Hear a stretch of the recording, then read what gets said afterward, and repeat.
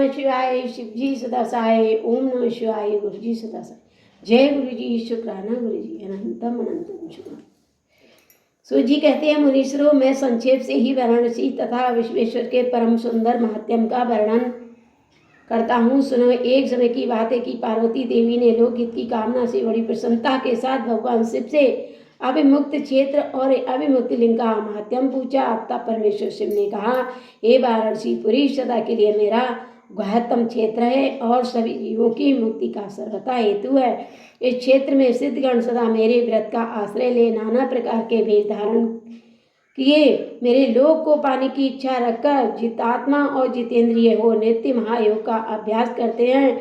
उस उत्तम महायोग का नाम है पाशुपत योग। उसका श्रुतियों द्वारा प्रतिपादन हुआ है। वो भोग और मोक्ष रूप फल प्रदान करने वाला है। महेश्वरी वाराणसीपुरी में निवास करना मुझे सदा ही अच्छा लगता है, जिस कारण से मैं सब को छोड़कर काशी में रहता हूँ। उसे बताता हूँ, सुनो। जो मेरा भक्त तथा मेरे तत्व का ज्ञानी है, वे दोनों अवश्य ही मोक्ष के भागी होते हैं। उनके लिए तीर्थ की अपेक्षा नहीं है।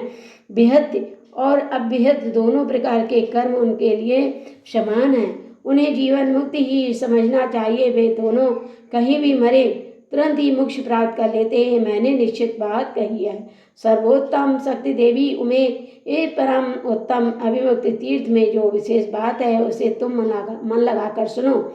सभी वर्ण और समस्त आश्रमों के लोग, चाहे वे बालक, जवान या बूढ़े कोई भी क्यों न हो, यदि इस पुरी में मर जाए तो मुक्त हो ही जाते हैं। इसमें संशय नहीं। स्त्री अपवित्र हो या पवित्र, कुमारी हो या विवाहिता, विधवा हो या बंध्या, रजस्वला, प्रसूता, संस्कारहीना अथवा जैसी तैसी कैसी ही क्यों न हो, यदि इस क्षेत्र में मरी हो तो अवश्य मोक्ष की भागनी होती है। इसमें संदेह नहीं है।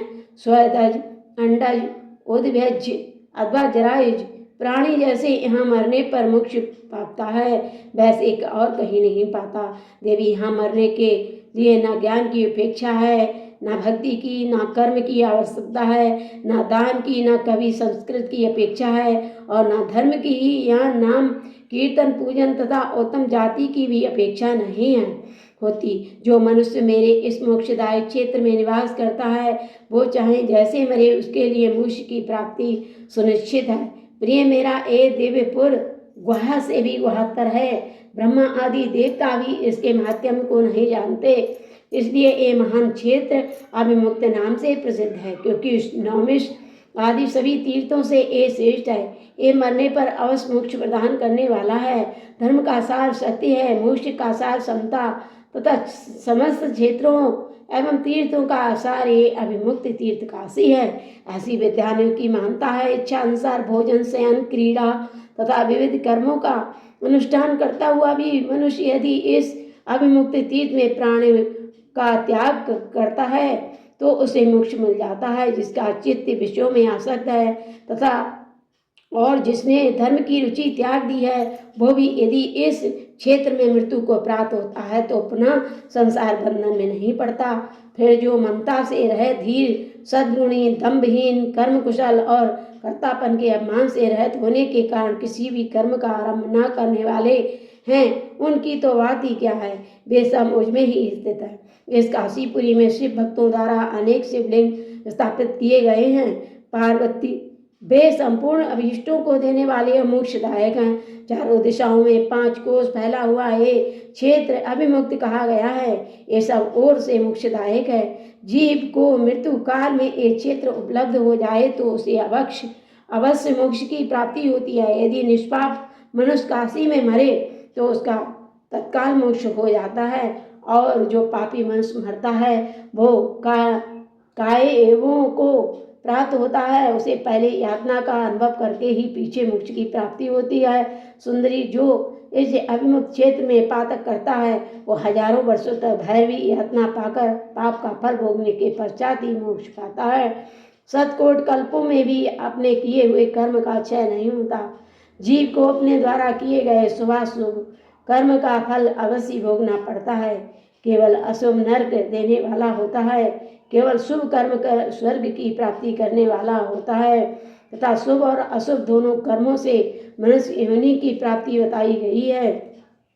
अशुभ कर्म की कमी और शुभ कर्म की अधिकता होने पर उत्तम जन्म प्राप्त होता है। शुभ कर्म की कमी और अशुभ कर्म की अधिकता होने पर यहाँ अधम जन्म की प्राप्ति होती है।